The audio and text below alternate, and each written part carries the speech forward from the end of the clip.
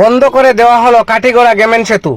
আজ সকাল থেকেই বন্ধ করে দেওয়া হয়েছে যান চলাচল।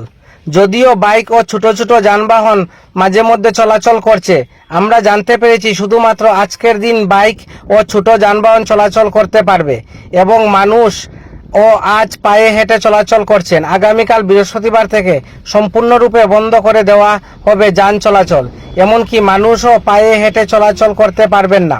আজ সকাল থেকেই গেমেন সেতুর উভয় দিক থেকে লাগানো হয়েছে ব্যারিকেড।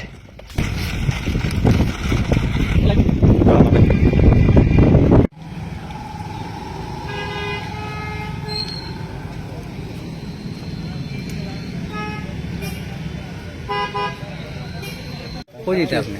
আমি তো ফালাই নিতাম, টেটে যেতাম। মানে ব্রিজ বন্ধ হয়ে গেছে। ব্রিজ বন্ধ হয়ে গেছে, এখন তো গাড়ি নাই, হসে দিয়ে টেটে যেতাম। ব্রিজ বন্ধর কিখানে হসে দিকে গাড়ি তুটিয়া ফালাই যাবে।